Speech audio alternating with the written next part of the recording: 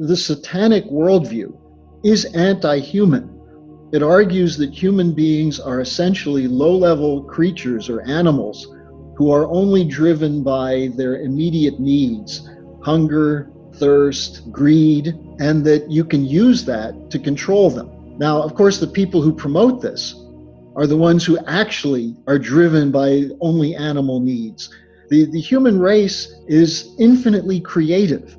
We were created by our Creator with a power of being able to comprehend the mysteries of the universe. And we're still unraveling those mysteries and using them to better the circumstances for human beings. Hey friends, thanks so very much for tuning in. Look, as you all know, YouTube has announced that it's going to start curbing traffic to videos like this one and any videos that deal with quote-unquote conspiracy theories. But it doesn't just stop with us YouTube creators. Basically, anyone who's watching our content will most likely be recorded, stored, and analyzed by the powers that be for viewing this content in the first place. Using a VPN is a really good idea in times like these. Virtual Shield is the easiest, fastest to use VPN, and they'll never sell your information to Big Brother. With the click of a button, Virtual Shield will change your IP address to a different location so that internet spies can't track you. And this month, Virtual Shield is offering 35% off all VPN plans and VIP performance plans for as low as $3 per month. And don't forget about IdentiSafe, which allows you to block off your computer, microphone, and camera access from any spies or hackers. So do yourself a favor and keep your personal data personal with Virtual Shield. I'll leave the link below this video. Hey friends, thanks so much for tuning in. It's wonderful to have you back. And despite YouTube changing its algorithms to try to filter out channels like this one, we are going to persevere and share real news and truth. And to that end, we have Harley Schlanger back on the line, our good friend, longtime friend, Harley Schlanger. Harley, welcome back. Sean, I'm glad to see you're still up and you're persistent. Yeah, well, you know, what can we do, Harley? Standing in the face of this tyranny, YouTube is now changing its algorithms so that it will no longer be recommending to viewers anything that they deem conspiracy related. So when we see headlines from People magazine saying the World Health Organization names anti-vaxxers as a top threat to global health in 2019, and as we see New York State pass abortion on demand laws right up until the moment of birth, if we stand against either of those topics, we're labeled conspiracy theorists, Harley, and YouTube is going to curb our view count. They're going to limit access to these types of videos and this type of truthful content. And maybe you saw the latest, this report that's coming from Europe that says that it was European colonization of the North American continent that created the original global warming because of the destruction of the native population that led to a loss of trees and green plants and or actually more trees and more green plants. So carbon dioxide was choking the environment back in the 1500s and 1600s. The bottom line here is that they want everyone to believe that human beings are the enemy. And if you don't take the vaccines, you're the enemy. If you're not for abortion on demand, you're the enemy. If you don't believe in climate change or you think that there's more to the story, if you don't like the fact that the ICCP was caught fudging the climate change data to suit their own narrative, if you talk about any of that stuff, you're just a tinfoil hat wearing nut and a anti-globalist, Harley. According to Prop or Not now, if you use the word imperial, or if you use any word that sounds like you're pro-Putin, then you're definitely a pro-Putin agent. A pro-Putin agent, you got to love it. Yep, all of those folks that showed up at the Trump rallies and showed up to hear him speak while he was running for president, they were all agents of Russia. All of them. Not one red-blooded American showed up to vote for Trump who wasn't an agent of Russia, Harley. Well, look, what we're seeing is the conspiracy, and I use the term as a legitimate term, the conspiracy coming into the open. And it was never more clear than in two events in the last week. One was the raid against Roger Stone a little more than a week ago, where the FBI sent fully armed agents wearing body armor to arrest someone in a pre-dawn raid who's charged with lying to Congress. Now, if that's going to be the FBI policy, why haven't they arrested Hillary or Brennan or Clapper, uh, who did more lying to Congress during their time in office than anyone? The second example of this was the so-called intelligence chiefs, Gina Haspel, Dan Coates, the director of national intelligence, and Wray, who heads the FBI, contradicting Trump in presenting the World Threat Assessment last Wednesday, when they said that North Korea is never going to denuclearize. The situation with Russia and China continues to be a threat. They said that the ISIS, the Trump's decision to leave Syria is going to endanger Americans because ISIS is not defeated and they're going to be more aggressive, attacking us in the homeland. So these are people who are supposedly working for Trump and his intelligence staff, and instead they contradicted the very policies that he's been supporting. Now, immediately Trump came out and said they're naive, they're wrong, and he pointed out that we've never had better relations with North Korea. ISIS has been defeated, which was actually confirmed by the Syrian Kurds the other day.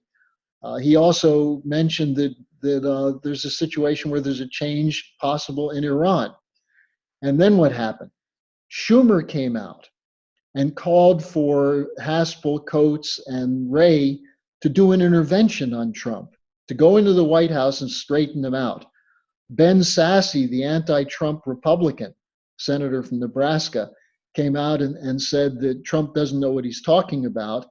And McConnell pushed through a bill in the Senate that said Trump could not withdraw from NATO without congressional approval. So we're seeing the coup moving into high gear. Now, one additional point I just want to put out here right away, because I know a lot of people who listen to your station, listen to your webcasts, are suspicious to the extreme of China. And when I say something about China is actually willing to work with Trump, there's a tremendous potential there, they go crazy. Now, all you have to do is look at what happened at Davos, where George Soros made his major point that we have to combat China. China is the greatest threat to the open society, Soros's idea, to the free market system. China is the threat. There are many, many people out there who don't realize they're taking their talking points from the ugly face of the British Empire, George Soros, the satanic figure of George Soros. And I think people have to really take a step back and study these issues and look very seriously at what you've been doing, what you've been putting out on your webcasts, and understand that we're dealing with an actual conspiracy to overturn an election, something which is the most serious threat to our country. The fact that people can vote for a president, can elect a president, and then have a gang of intelligence operatives taking their lead from the intelligence services of Great Britain to overturn that election. Yes, and folks, if you want to have a narrative that's counter to the official mainstream Mockingbird narratives that you're going to hear at CNN, MSNBC, or Bezos' blog, Washington Post, or New York Times, go to LaRouche.com. Here's the article, Trump stands his ground against intelligence community coup efforts. I'll jump down to the third paragraph, Harley. Coates is also clearly attacking Trump's insistence that he intends to make the U.S. a friend of Russia and China, a direct threat to the British division of the world so beloved by Coates and his neoconservative Republican friends, as well as his neoliberal Democratic friends. Harley, I'm a little shocked to learn that the apparatus of the deep state is so vast and widespread. I really thought with Trump getting in the White House, all he would have to do is open the windows, let the sun shine in, and it would disinfect all of this corruption. But it's not happening. It's certainly not happening fast enough, and I fear we're running out of time. Well, there are a lot of operations that are underway. I mean, on the one side, you mentioned the media. The media is despicable. The media in the United States makes Joseph Goebbels look like an honest reporter. You have the Washington Post you mentioned. Bezos is trying to get money from the U.S. military, and he's already getting money from the CIA for the cloud computing of Amazon. So Amazon is essentially part of the CIA right now. Now, the other side of it is that, as I've pointed out many, many times, the Republican Party is just as bad as the Democratic Party. Remember, Trump ran against 17 Republicans, and he made the Bush machine the special target of his campaign. And he pointed out that Obama and Hillary were part of the same operation. Now, a lot of people thought once Trump got in, he would have the Republicans on his side and could move ahead and all would go well. But as he's pointed out, Paul Ryan sabotaged him. McConnell's sabotaging him. You remember Jeff Flake and Corker and people like that. He doesn't have the Republican Party because the Republican Party is in the pocket of the banksters and the neoliberals. And the Democratic Party, all you have to do is look at Schumer and Pelosi, the Chuck and Nancy show, and you get a very clear sense that they're against this country defending its borders. They're against the American nation functioning as a sovereign entity. And meanwhile, you still have, in spite of all of this attack, you still have 35 to 40% of the country that's solidly for Trump. And I would say another third of the country that's still ready to be mobilized, provided they're mobilized.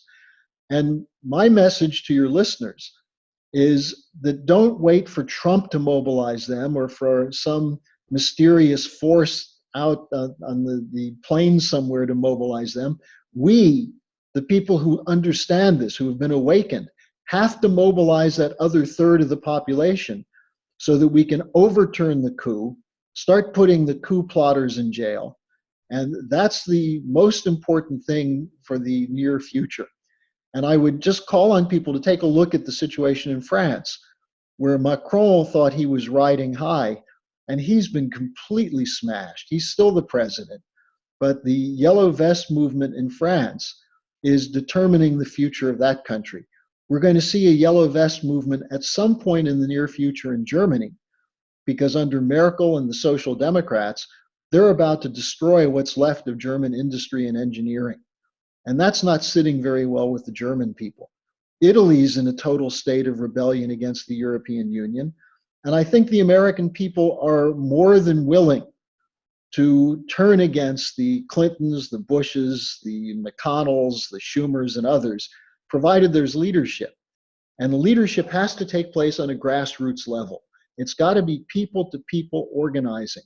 That's why Trump's campaign worked, because of these very large rallies where he directly mobilized voters. Yeah, I have here in my notes prior to you coming on here, I jotted down 4 names: Macron, Merkel, Trudeau, and Clinton. These are the poster children for the New World Order. And the Yellow Vests, that's the other thing I wanted to ask you about. At what point, I guess we sort of saw the Yellow Vest movement here in this country with everybody showing up to see Trump.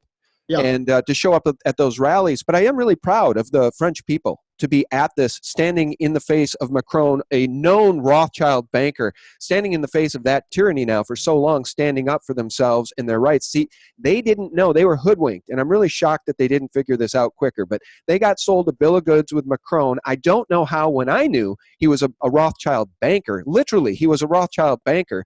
And now they're just all figuring that out. I mean, thank God they're pissed off about it and marching in the streets. Well, the telling point for them was when Macron said that in order to stop global warming, you have to pay extra high taxes on the gasoline you use. And the people who started the Yellow Vest movement were truckers and farmers who were the ones who would be most severely hit by increased taxes. And increased taxes for what? For a fraud.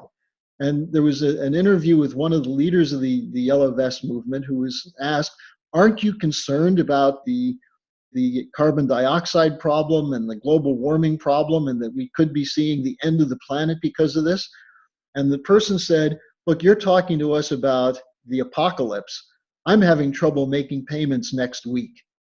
And this is where reality meets the fake news. When people begin to see that what they're being told is not only false, but is threatening their future, their family's future, their children's future. And what we're seeing in France is the beginning of something like the French Revolution. Now, that may scare people, but actually the French Revolution was a positive movement initially that took its leadership from the American Revolution, people like the Marquis de Lafayette and others. And the British came in and turned it into a bloodbath. Now, what we're doing in France, my associate Jacques Cheminade, who ran for president of France, is putting out messages to people.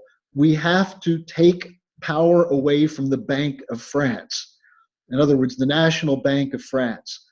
Jacques put out a statement the other day about the fraud of national banking, or not national banking, but of central banking. And the Bank of France put out a response to that because they're so sensitive. Now here, Trump raised the question of the Federal Reserve, and we've seen Jerome Powell retreat a little bit from the continual raising of interest rates. But that's not the real issue. The issue is to take on the power of the Federal Reserve as the central bank of the New York City money center banks. And this is what Trump has to do next. He can do it with Glass-Steagall, with a call for national banking, and with a belated but necessary arrest of the bankers who ran up the debt crisis in 2008, bankrupted the country. Since then, we've gone into 60% increase in public and private sector debt. This is going to happen again in a bigger way. And who's going to pay for it? Will the American people accept that? Well, the French didn't. The French aren't accepting the idea that they're responsible for this fraud called man-made climate change. And they're not going to pay for it. And I think it's going to end Macron's career. And Sean, you're absolutely right. Macron is a product of a control by bankers of French institutions. And he was originally a socialist. He was in the socialist government of Hollande. He left that. He tried to present himself as a centrist, as a Merkel type, as an Obama type. And as we see, this is a point where reality is hitting, and it's harder and harder for these people to pull off these frauds.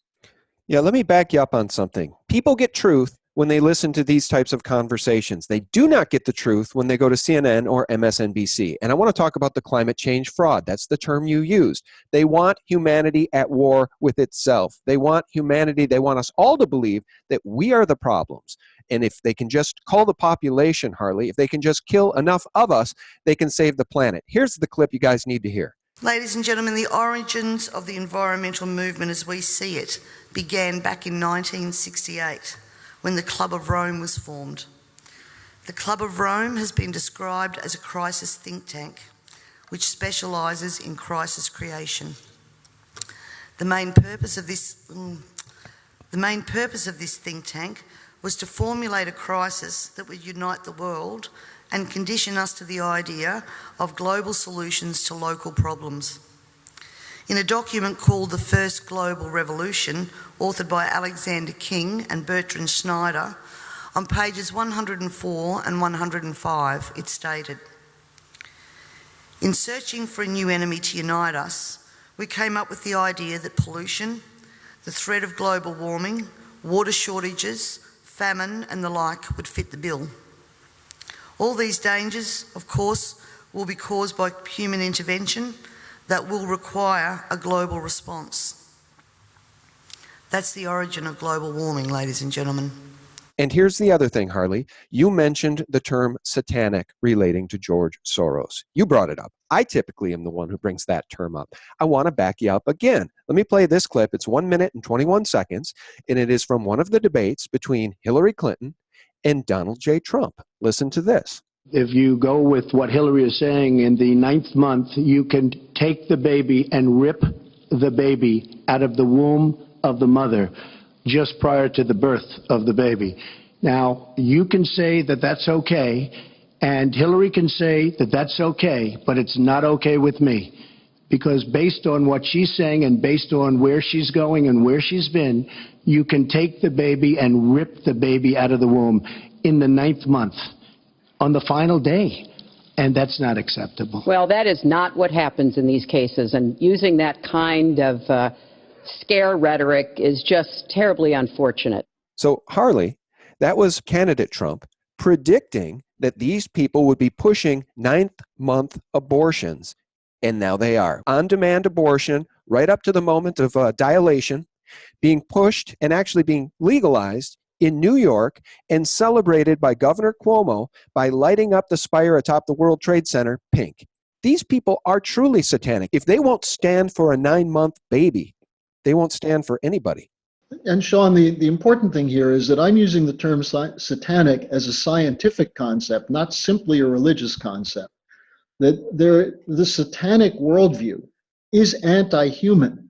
It argues that human beings are essentially low-level creatures or animals who are only driven by their immediate needs, hunger, thirst, greed, and that you can use that to control them.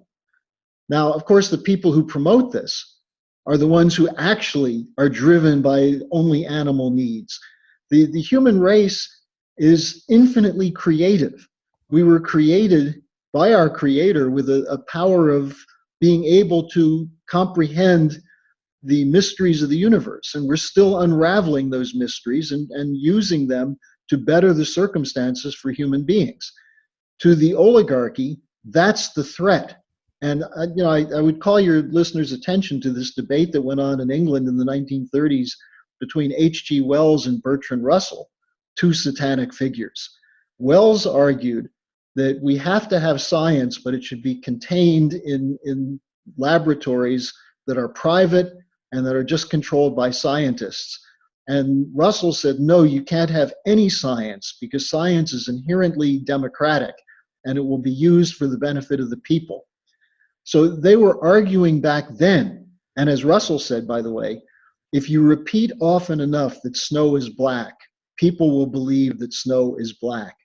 These are where the brainwashers come from that inspired George Orwell to write 1984. It was the British oligarchy, Prince Philip, people of that sort who argue that the world's population should be reduced to 1 billion people. How do you do that? Well, nuclear war might do it. Spread of disease might do it. International Monetary Fund conditionalities and free trade agreements might do it. But if you put them all together, that's what they're trying to do. And Trump, for his whatever reasons, Trump understands that he's dealing with an operation that is out to destroy the United States. And as a patriot, even though I don't agree with everything Trump is doing, as a patriot, I support him standing up against the deep state apparatus, the CIA, the FBI, the military intelligence networks, and their connections to the British, because he's very much anti-British. And secondly, I commend him for his fight against globalism and free trade and his desire, in spite of all the attacks on him, to be able to sit down and talk with Putin and Xi Jinping. That doesn't make him a Putin puppet. That makes him a realist. Russia and the United States are the two nuclear powers on this planet. If we could work together with the Russians, as Trump said, to eliminate the danger of nuclear war, we wouldn't need a $750 billion defense budget. We'd be able to use that money to build infrastructure, to build schools, to do real drug rehabilitation and mental health work with people who are hurting and people who are victims of this consumer society. So I think that people need to get behind Trump. Don't assume that there's some outside force that's going to do it for you. The American people spoke in November 2016 and have been too silent since then. And I think this should be a wake-up call, seeing people like Coates and Haspel and Wray coming out openly attacking the good things that Trump has done. I mean, who can argue that it would be a good thing, against it being a good thing to have North Korea talk to the United States and make an agreement to get rid of its nuclear weapons? Who argues against that? Who argues against pulling the troops out of Syria? The people who want to see ISIS grow and succeed, that's who, like Brennan, the people who built ISIS in the first place in the deep state apparatus in the Obama administration. So I applaud Trump's courage, and I will speak out as long as I can on that. All right. As we wrap up, let me just get your thoughts on the Euro debt bubbles and the U.S. debt bubbles. $22 trillion, I believe, is the national debt right now on the record here in the United States. It's far, far, far, far higher than that, as you know. with the unfunded liabilities of Medicare, Medicaid, everything else. And of course, now the Democrats, the crazy fascist left liberals like Cortez, want to provide Medicare for all. They want to provide free education, K through college for all. They never tell you how they're going to pay for it, and the way they pay for it is by taking 80 to 90% of what you have to pay for it. So where do we stand in terms of these debt bubbles, Harley, and the future of the euro? Because as we've long said, once the euro goes, the dollar will go shortly thereafter. Your forecast for the future, how do we extricate ourselves from this banker prison we're in? Well, the debt is the key problem, and it's not just government debt. That's large. But you also have private sector debt. You have corporate debt. You have corporations that are borrowing money for free, basically, using quantitative easing and the idiot policies of Bernanke and Janet Yellen to build up corporate debt to do what? Buy stocks. And what happened when the stocks started tanking? They couldn't meet their payments, so they had to figure out a way to pump money back in. And that's why Powell said he's going to keep interest rates lower. This debt bubble is set to explode. Brexit could trigger it because among the unfunded liabilities are derivatives. We're talking about many hundreds of trillions of dollars of derivative obligations on the books of banks. I'll give you one example because you brought up the Europe situation. Deutsche Bank still has about $43 trillion of derivatives that they have to unwind. By unwinding, they can either sell them or start canceling them out as these multi-party agreements. But if they do that, what's going to be made clear is that what they've been counting as their equity, as their liquid capital, is not liquid capital. It's air. It's phony notations in computers. And what happens when this starts unfolding, unraveling? Who's going to bail it out? You can't bail out $43 billion or trillion dollars rather. The German government can't do it. They're talking about having Deutsche Bank merge with Commerzbank, which is partly a government nationalized bank. But the German government can't come up with that kind of money.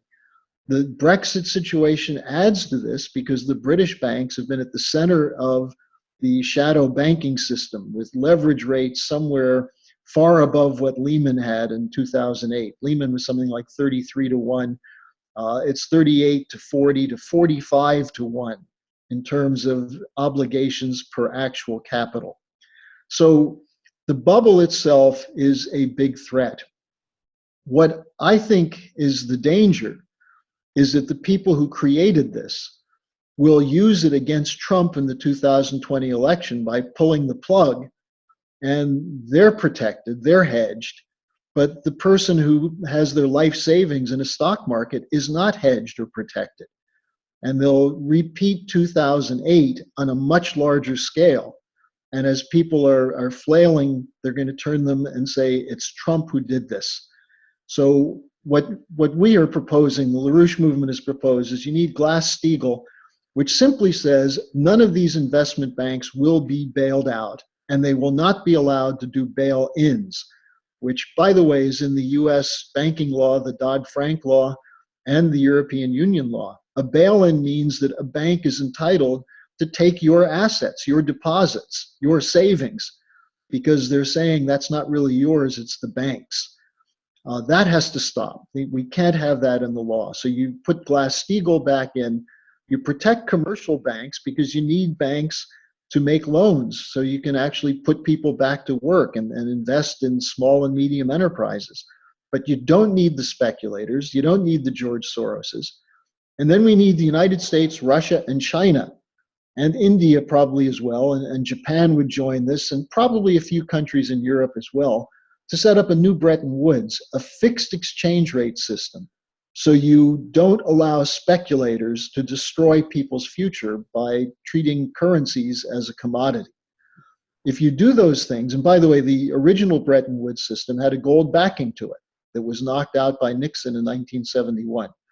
So if we take these simple steps and then make sure that what credit is allocated is used for physical production, not for speculation. Now, some people say, well, that's not free market, that's too much regulation. Well, that's what we did when we became a wealthy country. We made sure that the entrepreneurs and the inventors and the producers had access to credit and not the speculators. If they have their own credit, fine. Let them take the risk and let them take the hit. But we need a system which makes sure that money goes into physical production. Now, this is the system that the British are terrified and the Wall Street guys are terrified is coming to be. And the fact of the matter is that they're very weak right now. They, as you said, they seem to be everywhere. They seem to be in control of everything. But they're the ones sitting on top of this bubble. And also, they're sitting on top of the political systems where the anger of the population is becoming much more visible. And that anger has to be properly directed.